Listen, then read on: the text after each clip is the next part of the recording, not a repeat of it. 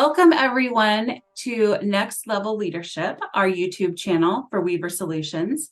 I'm Dana Weaver, your host, and I am thrilled to have with me today Dr. Betty Woodman.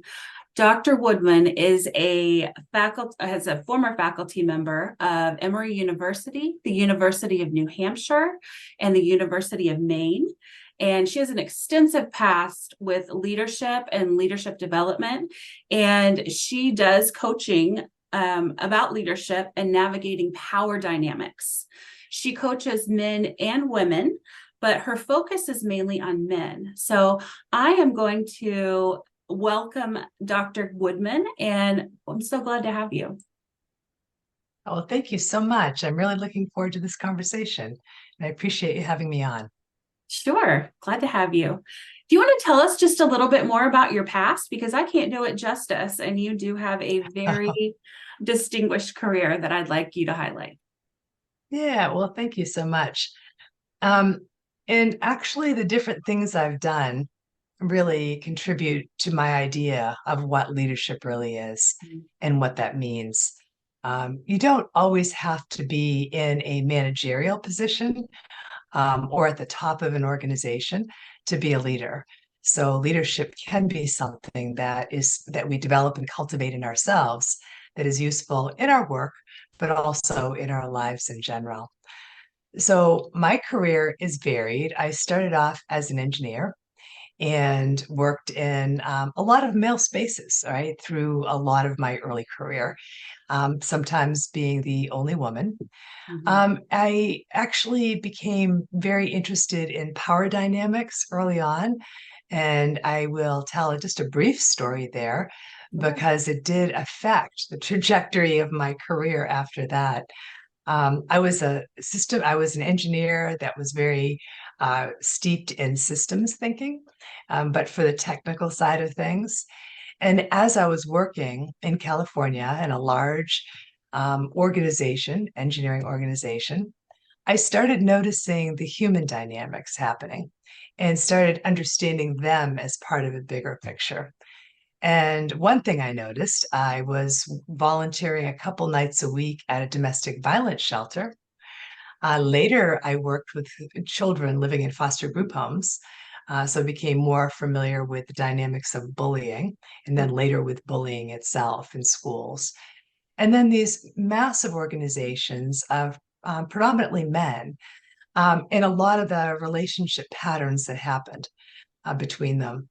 And I had an aha moment where I sat back and recognized that some of what was going on between the men in these organizations really resembled the patterns of what happens in an unhealthy personal relationship, right? A lot of the isolation, a lot of the marginalization, the bonding cycle, sort of hurting someone either by shaming or humiliating someone and later sort of bringing them back into the fold.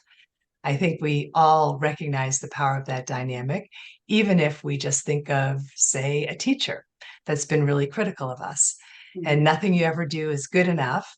And then finally, one day you do something and they say, wow, brilliant, genius, it's amazing. And that affirmation and validation from them feels so good. Um, a lot because they had created a sore spot in you or a wound. And the danger is that you start looking more and more to that person for approval versus all the other people that may have been more balanced all along, right? So this is the way someone can start looking towards somebody that may not always be the best in terms of helping them become more powerful.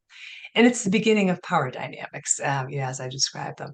So that was an interesting moment. I took that. I continued on. I became a vice president of a tech firm and then a second one, and began noticing these patterns playing out actually between executives of firms that I was at. Things that I didn't see at first and then later came to see were following the same pattern.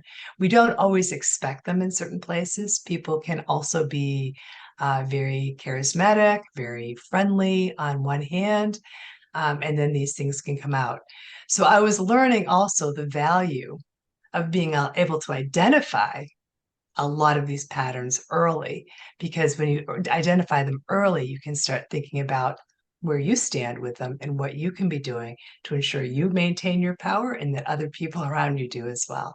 So that led me to grad school, right? And to take a course, and then I went all the way and got a PhD, really studying philosophy of social psychology and what it is that has people kind of go along with these patterns.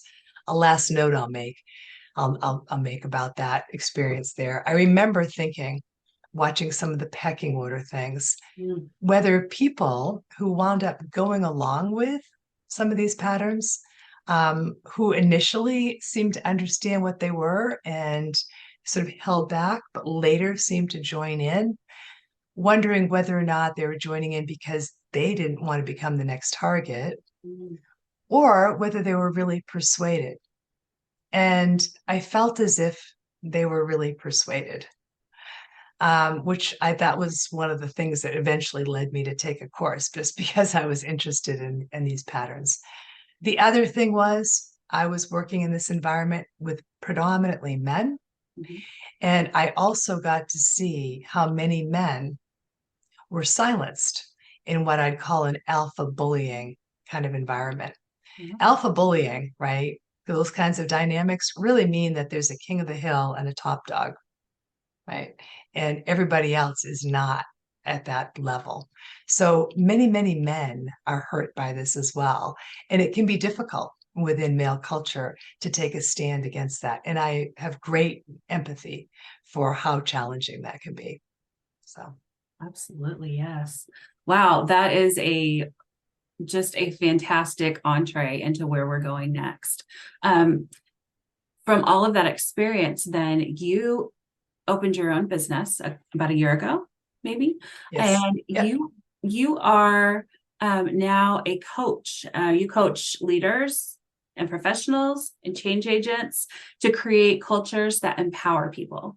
Tell us how you got there and how you've used the knowledge that you've gained along the way in your education and your experience to open this new consulting firm and um, where you'd like to go with it. Yeah. Thank you. Thank you so much. So that's really interesting. It all came from my experiences, every bit of it. So, I went to grad school because I was curious about a lot of, where does this come from? What's going on? How are people affected? And the first thing I did in my master's is I did a comparative analysis.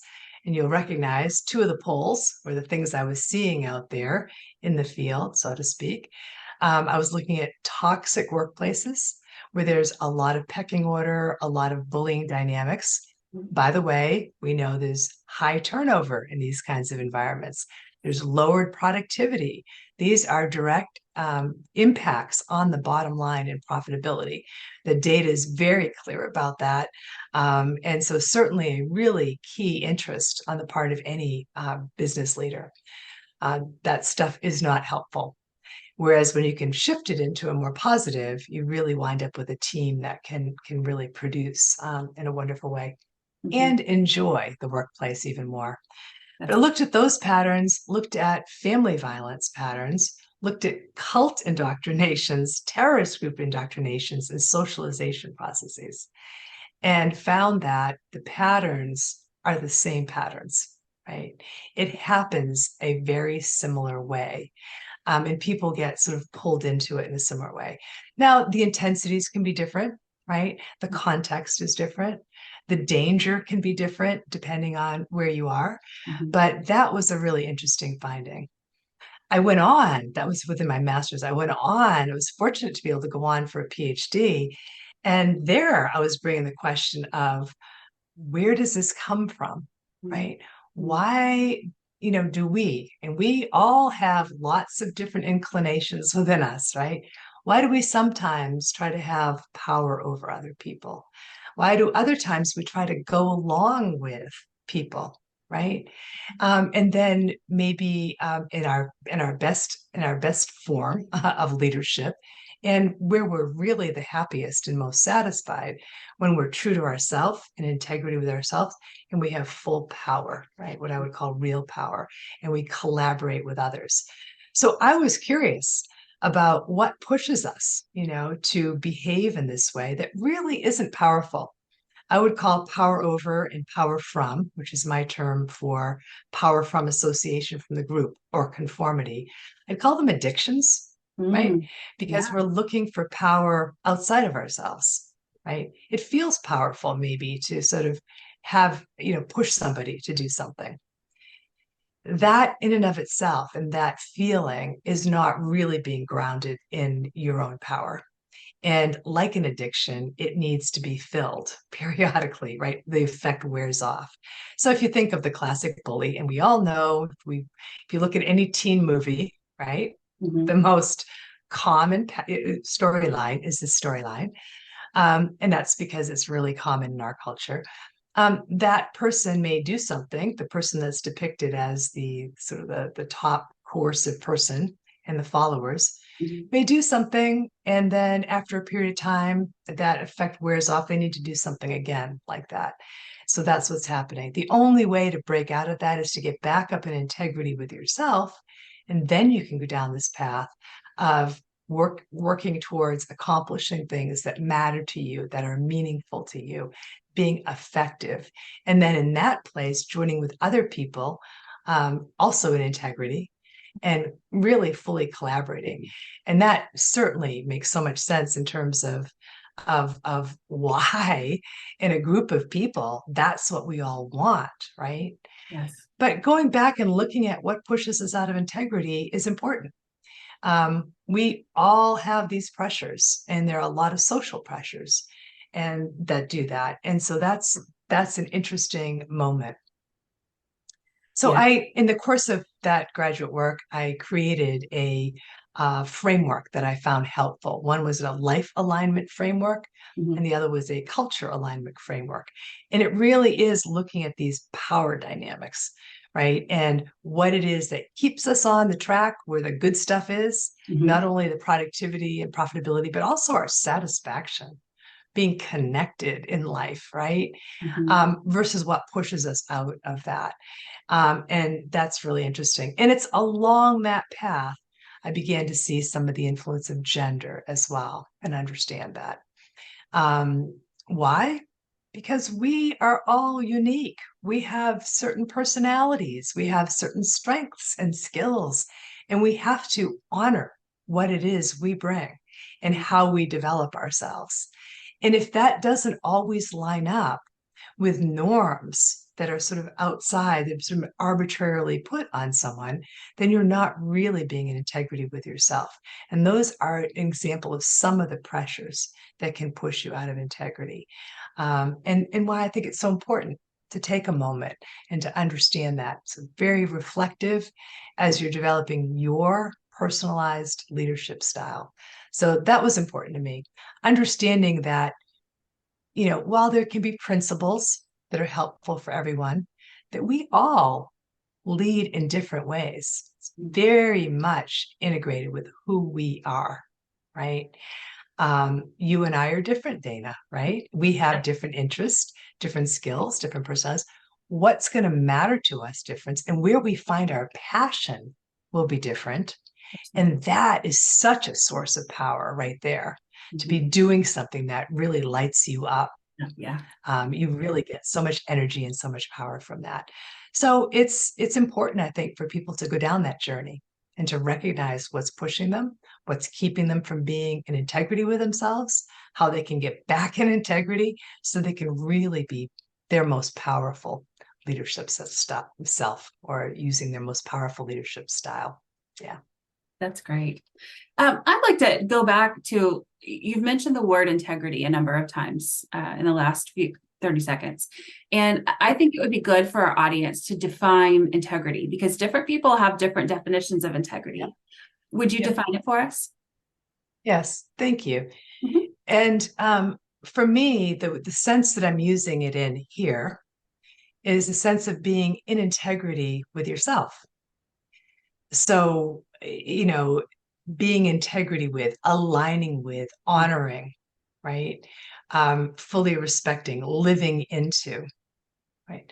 So we're in integrity with ourselves if we realize, for example, that let's say we are a man and we're going through that gauntlet of male socialization in middle school, and we happen to be drawn to the theater or to artistic pursuits. And it can be really difficult to do. So we have to honor the difficulty. Mhm. But ultimately, as a human being, we need to honor who we are and the gifts we bring to the table, whether or not they fit any sort of expectation that comes from outside, because that's when we really tap into our full power. And that's for all of us. Sometimes things may line right up with expectations, in which case we're lucky and we're fortunate. It may be easier to be in integrity with ourselves. But that's the sense of integrity I'm meaning. We're out of integrity with ourselves when we're not true to ourselves, Mhm. right? Where we are being something we're not. When we hear about what a leader is supposed to be, and we're emulating something that doesn't really fit us. And, we don't always step into that as well as that other person because that's their way of doing it, Right. right? We have to find our way to do it. And that's when we're in integrity. So thank you for asking that. It's a great Absolutely. question. I All really right. appreciate I really appreciate you defining that because I think individuals feel like they know what a leader is supposed to be like. Or if they're underneath a leader, they have these expectations of how they're supposed to act. And I I think sometimes we come across as leaders the way that we think others expect us to come across, just like you were saying a little bit ago. And I feel like it's really important for us to be in integrity as leaders because when we show up as ourselves and in authenticity, we are able to better lead others, just like you were saying. So I really appreciate that. Mm. I, I'm wondering if you could tell us a little bit more. You were talking about systems thinking and systems as related to leadership. Can you tell us a little bit more about that? Um, yes. And I think I find systems a really effective framework for a lot, right? Mhm. And understanding the bigger picture can be helpful as we're bringing together different aspects of ourselves as well as different aspects of the situation that we're dealing with, right? So there's two levels of that. Certainly in any kind of situation that we're looking at, stepping back, understanding what's connected to what mapping the problem. One of the things I do, for example, with companies is I do culture assessments, Ah, where I go in and I go through and understand what's happening within that company, where there are places where communication is not flowing as well. By the way, most companies have this. It's not to single any company out. I remember when I was working in engineering, people that are in manufacturing like companies would recognize this. mhm, There was often sort of a divide between engineering and manufacturing, right? Because engineering was designing things and thinking about the clients, talking with marketing and sales, and kind of understanding what that next thing would be, and very focused on the design. Well, then they'd kind of hand it over the fence, and manufacturing is needing to make it, right? And mhm, sometimes you'd get the grumbling of, why are they doing it like this with the equipment we have? That's difficult to do. And so certainly people getting together and understanding, how this is going to be made as well as how it's going to be used is very useful.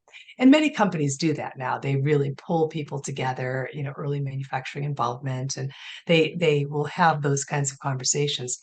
But those kinds of kind of hotspots or rivalries are existent in so many companies. It can be, nurses and doctors. It can be front room in the back techs. It can be, lawyers and paralegals. It can be engineering and manufacturing. It can be, faculty and staff. It can be so many different ways that we see that. So understanding, all of that and what's happening in this particular company is useful. And we don't always look at it if it's the water we're swimming in.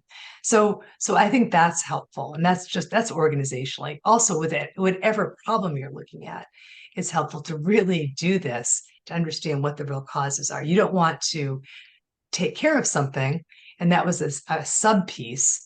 And by taking care of it, it actually made the larger problem worse, right? Even though the smaller problem was better. I think systems thinking is also helpful when we think about ourselves, right? We are made up of different components, right? We have rational intelligence, we have emotional intelligence, we have different skills, different strengths, different talents, different abilities. And to widen back and really, as the Greeks advised us to know thyself, right? To really think about that and make sure we pull that together and we attend to all those areas, I think is really important for our leadership style, right? Emotional intelligence, certainly Daniel Goleman, and I think it was John Mayer as well, together came up with that concept. Mhm. And it's been around for quite a while. I think people do recognize the value. I think sometimes actually practicing that and incorporating that can be difficult because pressures often and reinforcements often are on the side of the rational and the sort of the logical side of things. So I think systems thinking that way is useful across the board for leadership. Excellent. Thank you very much. So tell me maybe a story or a little bit more about how you arrived at your personal philosophy of leadership. Hmm. Okay. Great question. And I actually have one that I think fits right there nicely. A number of years ago, I was preparing for a keynote on Uh-huh. leadership. And I was visiting my mom at the time, who was elderly and had started using a walker. Mhm. And um, we were there. I had been thinking and mulling over leadership in my mind. And, she said, Betty, come with me. We need to get to the kitchen and I need to show you something. And so I went out there and she had me do it. She turned her walker around and sat down in it. And she said, get down the pressure cooker up there. And I said, okay, got down the pressure cooker. So many people here may not even know what a pressure cooker is anymore. I don't Yeah. know if anyone does. But it's, the crock pot really sort of took over from the pressure cooker. But when I was growing up, my mother used the pressure cooker. And you'd always hear that sound. Yes. Now we have That the little thing Instapot. goes on. Yeah, Okay. So that's a lot. did you ever have a pressure cooker going on in a house? Did you I ever did familiar with with that? at my parents' house and my grandparents' house. Yeah, that's right. Yeah, well, me too. Same thing. So, and it was always nice because it was going on for a long time. And like a crock pot or something else, you could smell these wonderful smells throughout the house, the whole time. And she was starting to tell me these things like, okay, so with a pressure cooker, you can't fill it up too high because you can't put too much under pressure. Of course, I'm preparing for a leadership talk. So everything is now coming through as like a metaphor, right? I'm like, Yes. oh, okay, that's right. You can't take on too much at once. And then she said, "You've got this little whistle thing, right?" And she took it up. She said, "Now look through. So you gotta be able to see through that. You see the light up above. You got to look at this every time before you start, because you've got to have a way to let off the steam." Mm. So again, I'm again drawing this into leadership, and on and on, and what kind of happened to me in that moment was it was a very poignant moment was that I was an adult, right? I'm long past the age when you would normally learn about a pressure cooker from your mom, right? And the reason for that was also significant to me. And I had come across this earlier, but this sort of just pulled it full circle in a big way and helped me see in that moment, in just one moment, how important this point was. And it was that I didn't. When I was younger, and I'm from another generation than many, um, I went down the math, science, engineering kind of route, right? And just and it tended to be a more male route, right? And I didn't gravitate to cooking and staying inside. And I was athletic and I ran, and I'd much prefer to mow the lawn, right? I mean, it's just kind of a lot of what I did. And it really actually wasn't until I had a son of my own where I started cooking more and taking more of an interest in doing all of that. And why did I do that? At some level, I was getting a message. As a woman, I was getting a message. Think about the message that men get, right? I was getting a message that it wasn't as important for me to learn some of this. It was more important for me to be over here doing these other things. Of course, we know that's not true, but how harmful that is, because what all of that represents is another side of ourselves. It's sort of the warmth of the home.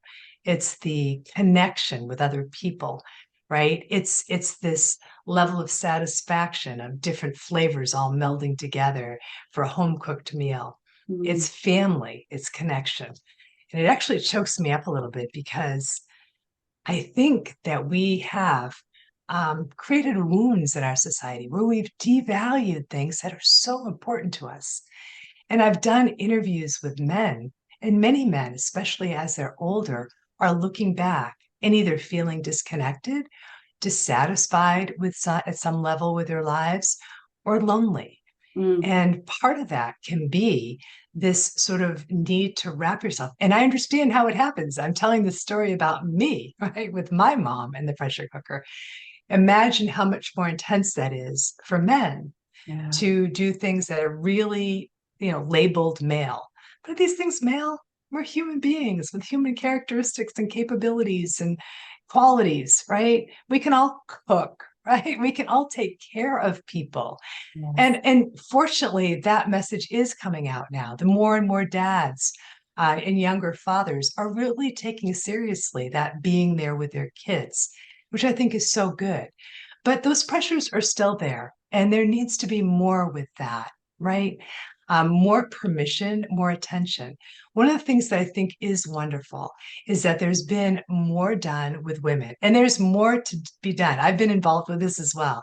I was faculty advisor for women in business clubs at universities, and I've done things with, shelters and women's leadership and so forth.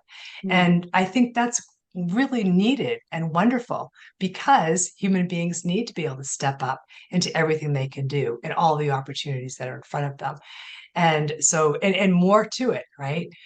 But during the same time, we haven't done as much with men, Mm. right? There Yes. hasn't been as much. There's more awareness. And like I said, more men are wanting to be, stepping up as dads and as partners, and that is great. But those pressures that happen, through the growing up process are still there. Mm. And that's hard and that's difficult. And that can make it really difficult for people to step up and to actually say something. For example, going back to that environment, the very technical environment, Mhm. um, when there were patterns going on, to step up, to stand away, to challenge, to recognize that most people are uncomfortable by what's going on. Most people are not okay with this. And there's a way to stand together. There's a way to learn how to do it your way. It doesn't have to look like somebody else, but something can be done. That's a huge source of allies for all of us in the transformations that we all want to make the world a better place. So, there I was with my mom in the kitchen, going full circle with all of this, recognizing those pressures for myself, and then also recognizing the pressures that are still on so many of us. Mm. And to have the kind of lives we want and the world that we want, we have to pull together all of it. The cooking, the pressure cooker, recognize that we don't want to be under too much pressure, and the other rational side of ourselves. We need to have a full human, right? Integrated kind of experience. And that's where we're going to find really the flourishing lives that we want. Absolutely, yes. I love that story, and I love where it led you. That was Yeah. a great story. Oh, thank you. I'm thinking I'm thinking of that, and I'm wondering, as women are rising up more and more in the business world and becoming leaders and stepping up to higher levels maybe than we have in the past, or more of us are stepping up. Would you say, or what would your perspective be on men who are feeling like they're being left behind because women are stepping up? Yep. So interesting. Yeah. Okay. Great question. Really great question. And the first place I went to right there was Riane Eisler's distinction between partnership and dominator cultures, right? So if anyone hasn't become aware of Riane Eisler, I recommend you go Google her. She's a treasure. She's a 92-year-old Energizer Bunny. Her sort of first work was The Chalice and the Blade, but she's written many books, including Real Wealth of Nations, where she talks about the importance of caring, economics within the workplace, and the real benefits, productivity wise and profitability wise, of that, but also in the quality of our lives. So she's written a lot about this. But really briefly, interestingly, there's a lot of evidence, and she covers this in that first book, Chalice and the Blade, that before the last couple thousand years, there were many societies on the planet that were partnership oriented. Mm. And what does that mean? That means not a superior inferior kind of caste system, right? She was looking at the sort of findings of matriarchies, where there were goddess cultures, goddess and very much organized around the harvest, right, and the earth and the bounty and all of that. And she was troubled by the word matriarchy because it seems like it's the opposite of patriarchy. And patriarchy, we know, tends to be sort of more of an ordering, a hierarchical ordering of peoples, right? Mhm. And with matriarchy, what she found was that people worked in partnership with each other. Yes, they might have had a goddess and that women were priestesses, but men were also priests. And Mm. in every occupation, you had men and women working side by side. And sometimes it'd be sort of natural distinctions. People might be more likely to go down this area, it could be with children and so forth. But there weren't rigid boundaries, right? People could cross those pretty easily.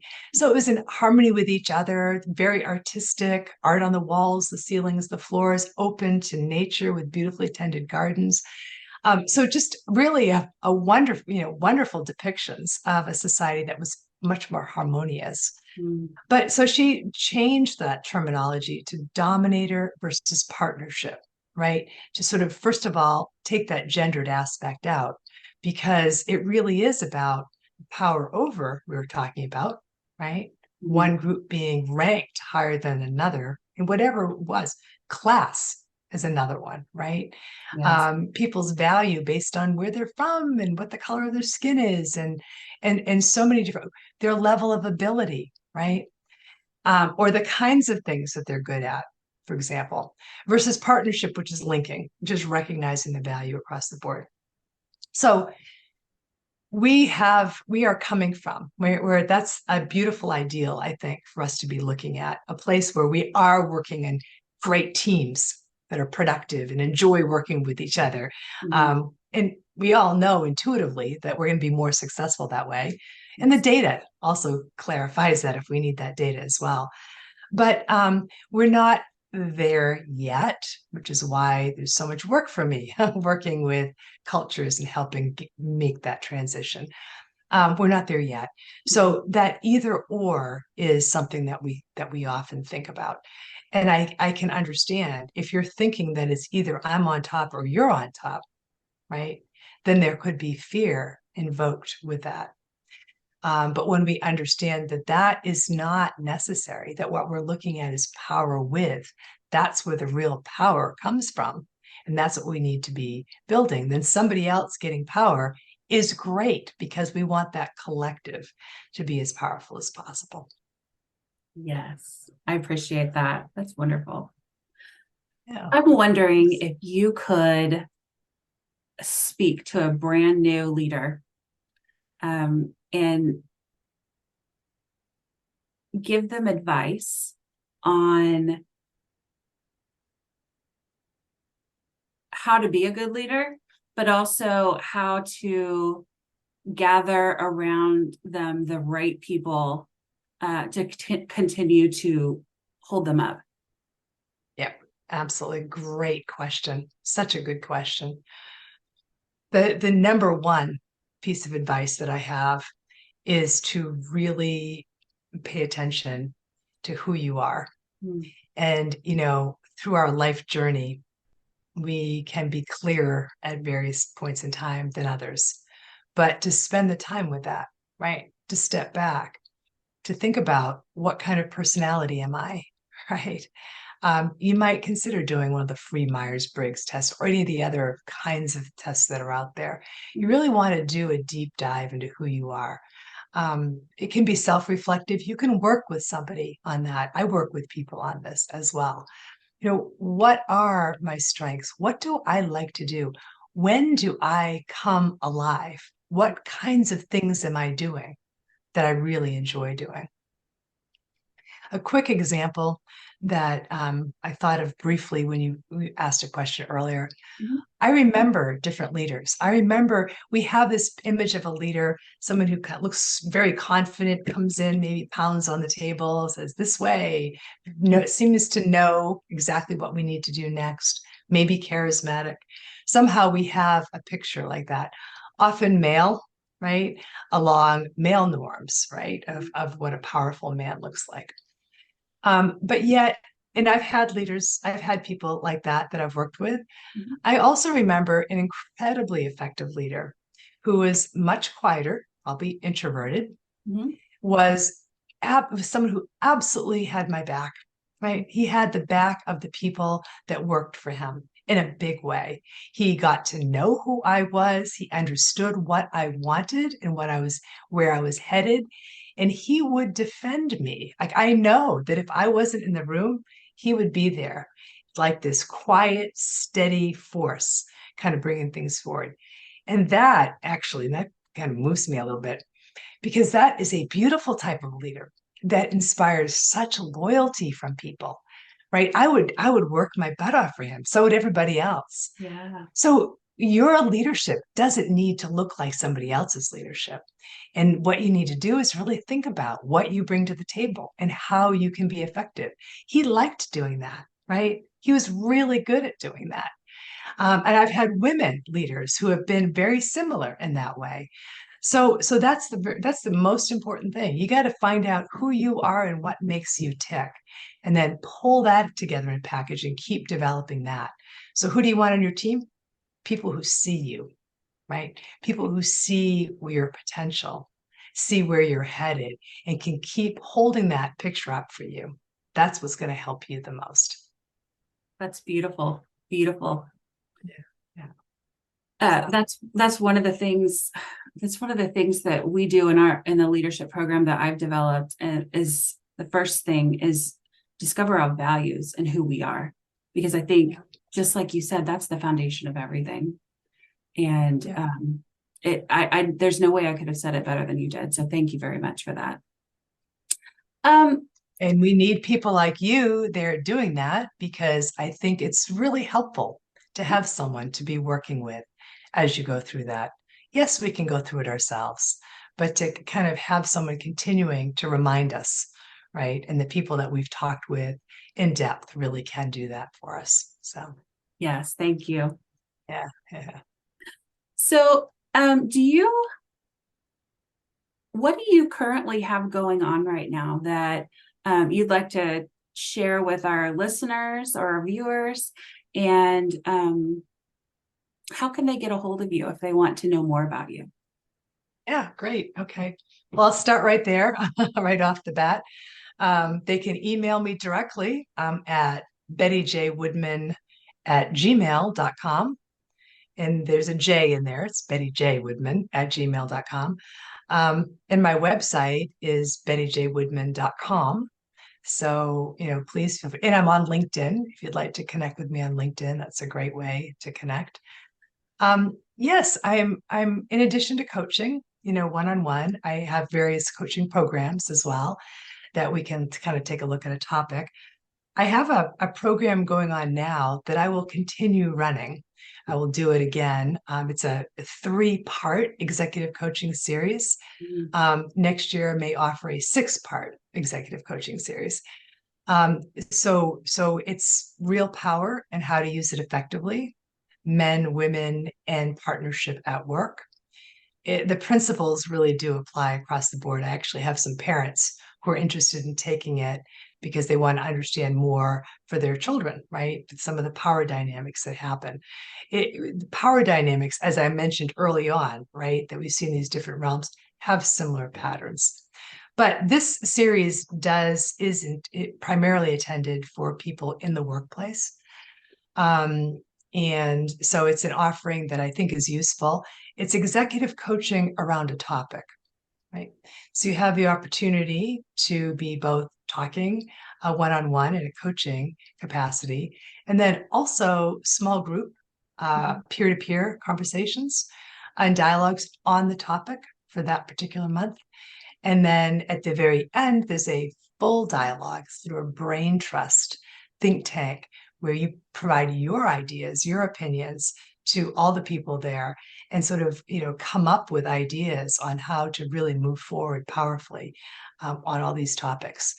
And, while I do offer this on an ongoing basis, if you check my website, you'll see periodically that I have versions of this. At the moment, I'm very excited because Rianne Eisler and Jed Diamond are going to be part of this one. And a panel discussion between the two of them would really is such a opportunity and an unusual opportunity. I'm excited myself. She is, as I mentioned, a 92-year-old dynamo with so much knowledge and so much information. She's looked at all aspects of our lives, really, through this lens. And Jed works with men and men's health.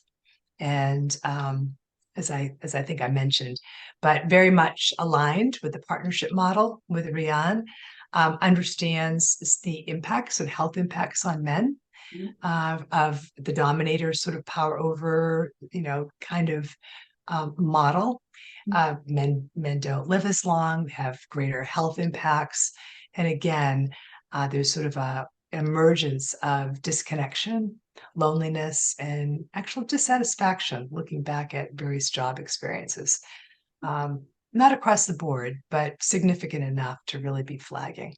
He's also announcing a Moonshot for Mankind initiative that will bring different groups together to be really looking at men's issues in this way. So that'll be a wonderful conversation with both of them, for men, women, and partnership at work.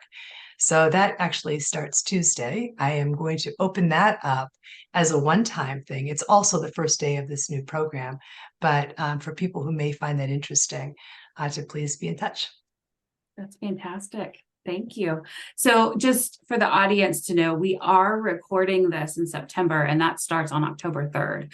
So if you're watching this at some other time and you've missed it, there will be other opportunities, it sounds like, going forward to hear that. What one piece of advice would you like to leave our viewers with today, so that they can remember you and to help them enhance their leadership? Mm, mhm, mm. Can I give you two? You sure can. I could listen to you all one, day. one on leadership. Oh, that's so nice. One on it's on leadership. So I'd say, what I had said before, really sort of thinking about you and your leadership and what that looks like. But the second part is recognizing early signs of power dynamics unfolding and thinking about and learning about how you can interact with that powerfully. right? Because that can throw any of us off our game, right? When you kind of run into some of those things. So that's part of your own personalized leadership development. Understand what you care about, tap into that passion, but also recognize when those obstacles are happening, and they happen, and they will happen, how you can weigh in, how you can respond. Responding in any way helps us feel even more powerful, and we exercise our muscle and become better and better at it, and it allows us to continue on, with our most powerful leadership style. So, and I wish everyone really good luck. We need all of you to be, the leaders that you can be, and that you can be just by looking carefully at it. So, good luck. Thank you. Fantastic. After you saying that, I just want to step into my leadership power. Step into it today. Yeah. So all of you Yay. step into your leadership power. Thank you so much for joining us, Dr. Woodman, and for sharing all of your fantastic insights. And I will be putting all of the information about how to contact her and the class that she was talking about. We'll put that in the show notes below. And we will see you again next time. Thank you so much for joining us, and have a great day.